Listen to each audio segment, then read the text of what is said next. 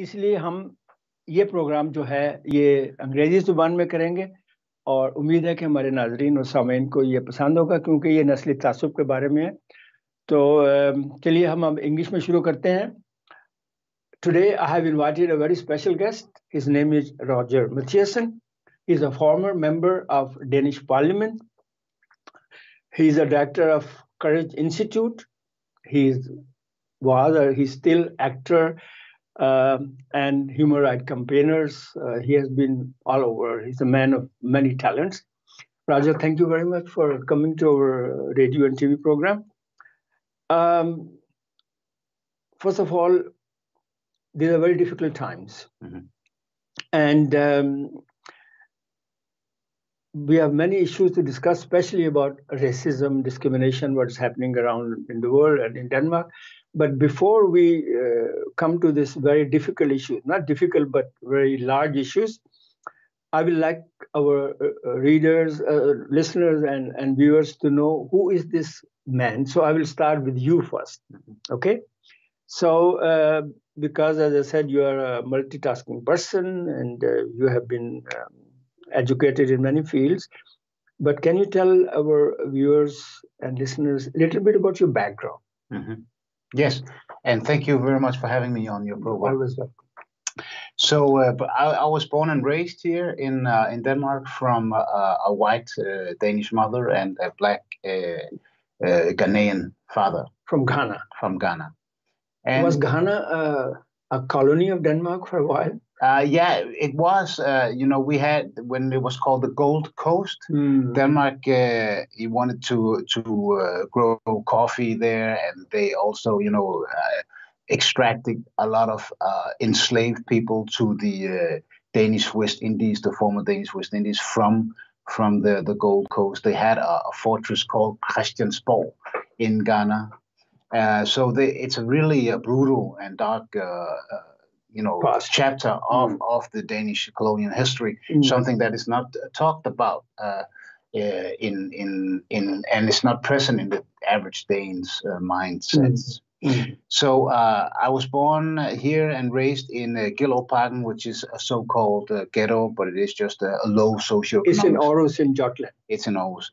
It's a low socio-economic area, and here is where I experienced the racism, on myself. And up to the age of 9, it was just verbal racism. But when I was 9 years old, was the first time I was hit physically in the head by a white boy who called me the N-word and N-I-G-G-E-R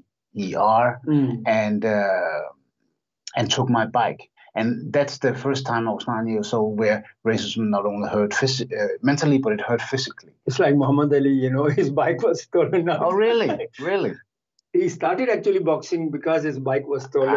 Yeah. Well, this is the time where I, had a physical manifestation of the racial dynamics in this country.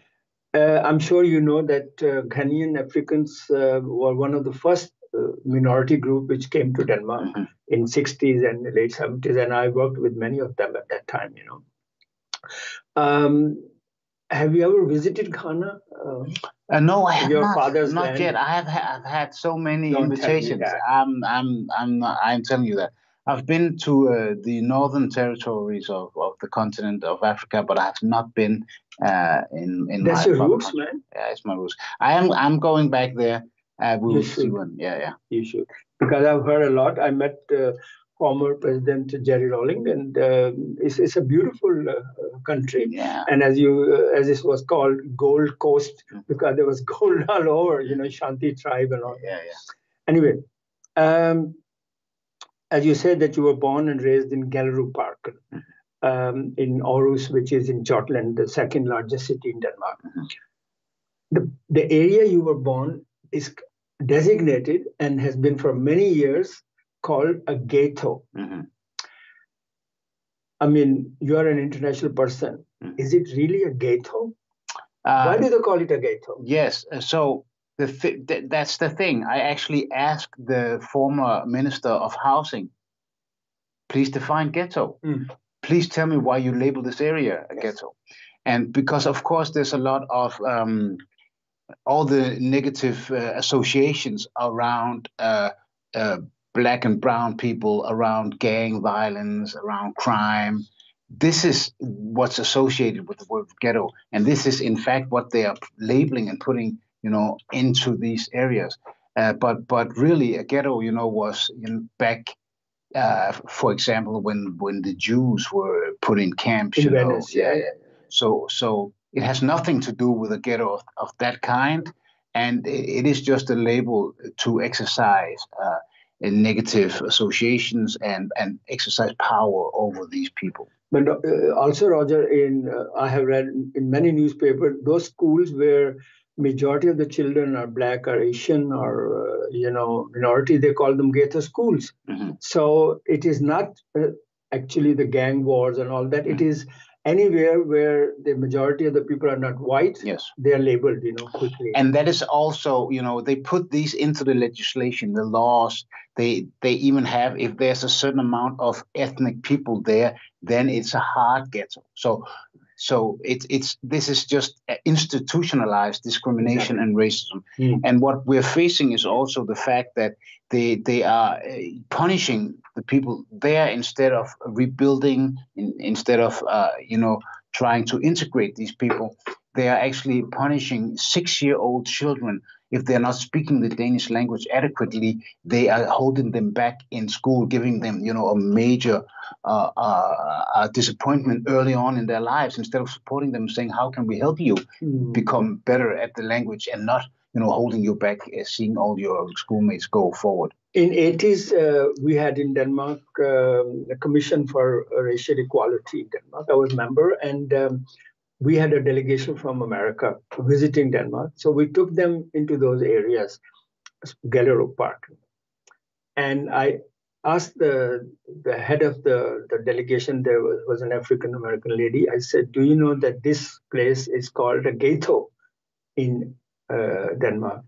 She said, if this is ghetto, I would like to move back, move to this place. Exactly. Because many apartments were 3-4 rooms, with parks and beautiful places, So it was amazing. And I have visited a lot of places, and they are very nice places.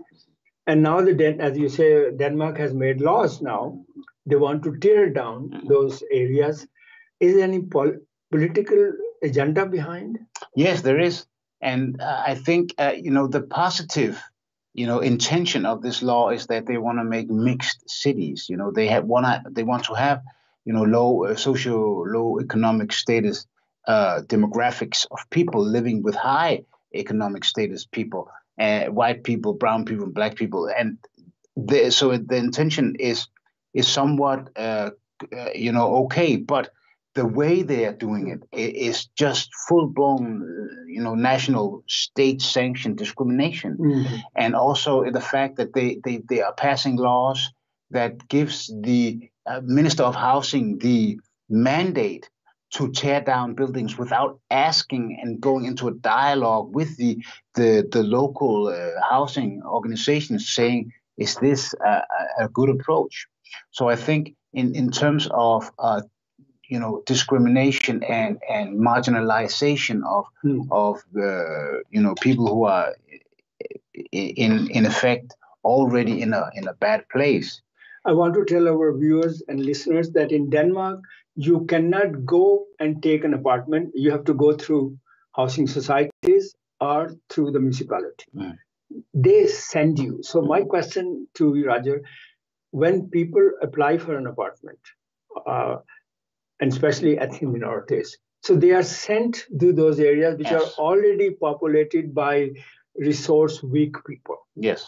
Who are socially deprived people. Yes. So first you create a problem, and then you give blame to those people you are sending them there. Yeah. So I was born and raised in Gellerup, and when I was a child, the predominantly average citizen of Gellerup was white. Mm. But then during the course of 2-3 decades, the municipality said, if you want to live here and you are a foreigner, immigrant, or a refugee, then you can go and live in Gellerup. And if you don't want to, then you have to find another municipality. This is what they said. And so now, 30 years later, they have this huge problem that they created, but they're giving the blame back to these people. And I think this is just one of the most unfair, approaches to integrating people in a society that I can imagine. And now, so we're faced with discriminatory laws that I have vehemently spoken against in Parliament time and time again. Let's talk a little bit about you also, because you studied theater acting. And from a very prestigious, the Danish National Theatre School in 2003. Being a Black person, was it difficult to get a job as an actor? Yes, I have to tell you that there are only 4 men allowed into the theatre school a year out of maybe 800, 1,000 applicants. So it's really a very, very difficult school to get into. And you were lucky. You have to be lucky. You have to be good. You have to be lucky. Good and lucky. Yes. So on my first week, it's a 4-year education. On my first week, my counselor came to me at the school and he said, you're starting off not at the same level as the others. And I'm saying, excuse me? And he says, because you're Black. So you're not only on your face? In my face, on my first week, I have 4 years of education. I'm floating on a sky high, feeling good that I did it. I'm in this school, the national. And he says, but you're not going to get any jobs. So you enjoy it, but and he was right. Discouraging you. He was, and he was right, but the way he presented that to me, so that was so. I have to tell you another experience about the school. So. I took a speech from Malcolm X. We had once a year, you did your own project. And on my second or third year, my project was a speech from Malcolm X called The Ballot or the Bullet. Give us the right to vote or we will take the bullet. The ballot or the bullet. So any means necessary. Any means necessary, Give us the ballot or you get the bullet. And then I took that speech, translated it into Danish and performed it. For the audience, for the school, for the principal, for the press. And before we had the audience, I performed it for my class. And they said, Roger, what are you doing? Why are you so angry? And I said, I'm not angry. I'm showing you an artistic performance about a Malcolm X speech. But you cannot do that. I mean, what have we done to you? That's what they said, And they took it personally. Yeah. So afterwards, my principal came to me and gave me a big hug, and he said, "I'm sorry." He whispered in my ear, "I'm sorry." That that's what we in research called the white guilt coming up in him. Collective white guilt. Now it's in white privilege. But he didn't change anything. He just said, "I'm sorry." He didn't change any of the programs or try to be more inclusive on the school.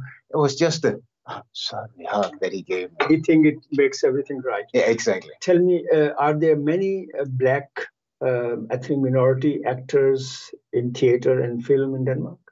Not enough. We had actually in 2012 the National Film Institute, which is obligated to support the diversity in the industry. Okay. There was a movie who wanted to get funding, and it had a young Pakistani boy in the lead. Oh. And the Danish Film Institute wrote him in a letter to the director, "You cannot get any funding with us because you have a Black boy or brown boy in the cast, and that's not going to sell in the province of Denmark." And so, how callous. So usually we get this feedback verbally, but now they had a full-blown discrimination written down. So of course this was in the media, and the way the Danish Film Institute handled it was they said, "Okay, we're sorry. I can see we did something wrong here," but then they said, "Let's do more casting so Black and brown people can be better at casting." And we're like, I have the same education as the white people. It's you who need to get better at picking us for the roles. I don't need to, we can discuss that we need to maintain our craft, but you need to educate yourself about diversity. I have also read that you are trying to actually interconnect art and business. Yes. You are. What is this concept? It's we take some of the basic tools you work with as an actor to the corporate life. So, for instance, the way you read body language, the way you use your phrases, the way you use pauses, or the way you use subtext in what I say. And we teach this to business leaders to interact with their employees or colleagues, to interact with themselves. And in this way, you get a more authentic, a more honest dynamic in your workplace. And it's really a great tool for decoding what's really going on in conflicts in workplaces, for instances, or in processes where you involve a lot of people. You, in the beginning, you talked about N-word. Mm-hmm. I remember a few years back, there was a hefty debate, both in the parliament and in society, in the media, that why can't we Danes, they say, use the N-word? Mm-hmm. And you wrote a very critical article, mm-hmm. and you said Nederland, which is in Danish, Nederland, mm-hmm. Lies in the Danish parliament. Mm-hmm. What was that about? And then you became member of parliament afterward. Yeah. So I said that Nederland is it's a derogatory word. It's a place. It's a derogatory word, and it's a place in parliament because we had parliamentary politicians who, advocated their right to use this word, and they were using it actually. They were using it, mm-hmm. In effect, mm-hmm. That's the first thing. The second thing is that we are not having enough research, enough data, statistics on how are the African minority, the people of African descent actually thriving? How are they doing in Denmark? We're not, monitoring the hate crimes, the discrimination against these people. So that's also a problem that lies in Parliament. And lastly, the N-word has no origin other than racially charged with the enslavement of Black people. Mm-hmm. So where's an N-word people from? You don't know that. If you look it up, you will see in the dictionary it says, it's connected to slavery and so forth. If you look up African, you will see it's a continent of 54, countries with, a multitude of people and cultures. And also 1 billion people. And 1.1 billion people. So I think, it's just such a problematic word, and the way that we are, dealing with the debate in Denmark is such a superficial But then level. You were elected as a member of Alternative Party, very progressive party. I like them. At the moment, they are in disarray. And you are actually the first person to present to the parliament a full national anti-racism plan of action, yes. Or action plan. What happened? Yes, I'm also the first member of African descent ever to be voted into parliament with Matthias Tesfaye, but he's tearing down maybe the progressiveness of it. But he has the same background as you have. Yes, he's also, and he's an integration minister. Exactly, yeah, and he's very problematic in his very in his actions and legislation. But I presented a full anti-racism action plan. On a national level, and it has 3 levels. So it has a legal level. How do we, make sure that hate crimes are being prosecuted? How are we making sure that hate crimes are being, followed up on statistics, and how are we handling the victims of hate crimes? Then it has a civil society aspect that says we have to support, organizations like INA to work with anti-racism. We have to support organizations that promote, equality and anti-racism. And also we have to educate. That's one of the main barriers to equality in Denmark is that we do not have enough education and knowledge about racism and racial dynamics of a racist society. And so, in the plan, it says... But how was it received by the politician? That's the question. Yes. Well, and then the third leg of the plan is that we have to take away all this racist legislation we have, we have in Denmark. And because of that, the right-wing party said, oh, but that's our legislation. Then we cannot say yes to this plan because we voted for this racist discrimination laws. And we say yes. And that's why you have to dismantle that if you want to have an equal society. So it was not received very well.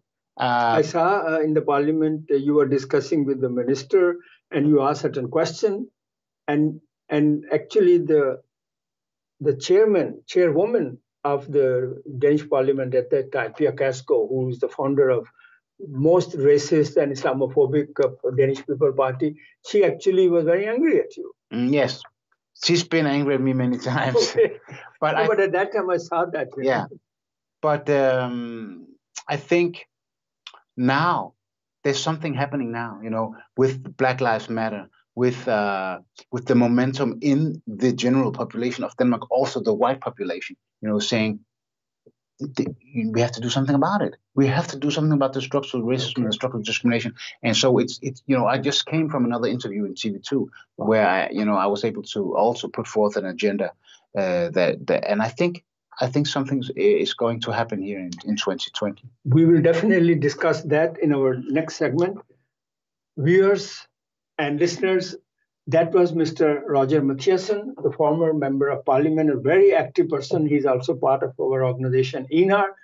And in our next segment, we will discuss Black Lives Matters, what happened in America, what is happening in other parts of Europe, and all this debate about symbols of slave traders and what should we do about that and all those issues.